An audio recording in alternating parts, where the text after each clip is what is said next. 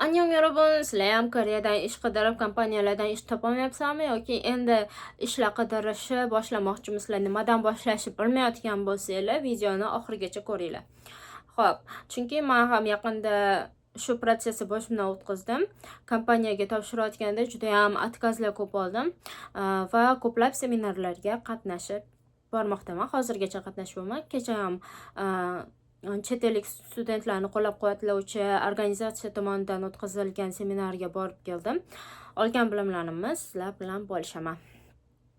Xo'p, birinchi, agar siz student bo'lsangiz, studentlar ham ishga topshirsa bo'ladi. Ya'ni internship qilsangiz bo'ladi o'qishdan keyin yoki kankulda. 2-3 oylik internship qilsangiz, kelajakda o'qish bitirgandan keyin ishlarga topshirayotganda juda ham foydasi katta bo'ladi. Agar o'qishni bitirgan bo'lsangiz, sizni yo'nalishingizni avval aniqlab oling. Qaysi yo'nalishda, qaysi shaharda ishlamoqchisiz va sizni skilllaringiz qanaqa? O'sha sizda bor skilllar o'sha kompaniyaga kerakmi? U masalan, heavy yong'oq, ya'ni xalqaro savdo yo'nalishiga topshirmoqchisiz.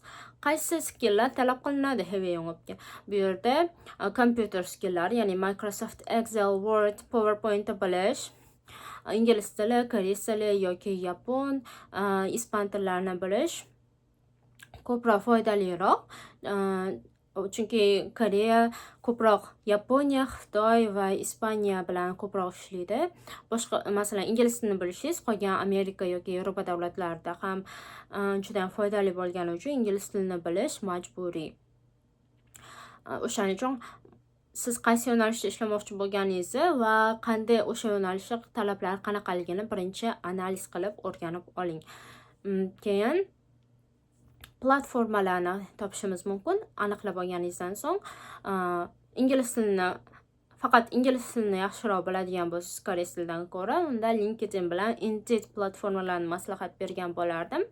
Bu yerda ingliz tilida rezyume yozib, to'g'ridan to'g'ri ishlarga topshirishingiz mumkin. Kalit so'zlar bilan ishlarni qidirsangiz, masalan, agar siz turgan joy yoki ishlamoqchi bo'lgan joy Seul bo'lsa, Seulni qidirasiz, Seuldagi job ishlar va chet ellik, ya'ni international student yoki foreigner yoki visa sponsorship, ya'ni agar sizga viza kerak bo'ladigan bo'lsa, viza bilan ta'minlash majburiy bo'lsa, visa sponsorship bilan ishlashingiz kerak. Chunki agar sizda D10 yoki endi o'qishni bitirgan o'quvchi bo'lsangiz, sizga viza sponsor qilish muhim.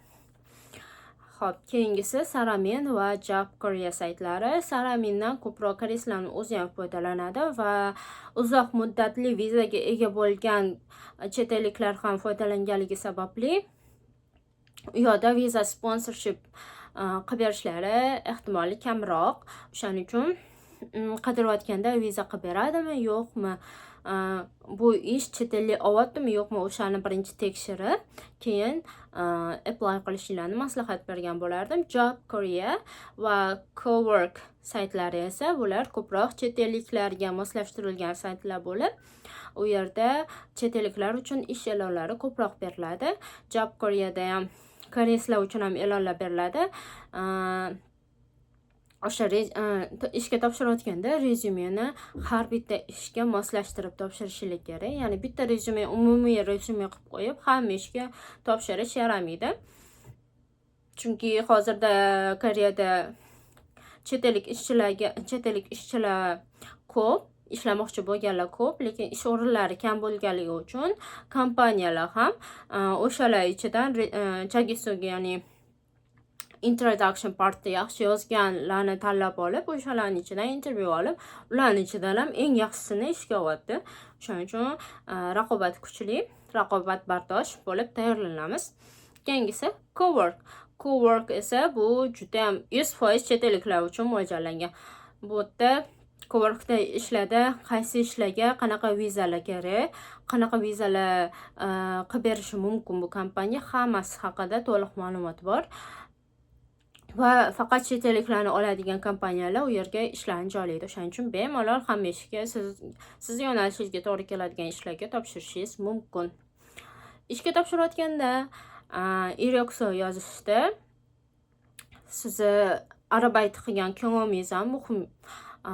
Masalan, o'zingizni o'qish davomida qilgan hamma aktivitelaringizni yaxshi ko'rsatib berish juda ham muhim. Chunki men faqat o'qish vaqtida o'qidim degandan ko'ra, o'qish vaqtida har xil aktivitelarda qatnashib, aktiv student bo'lganman.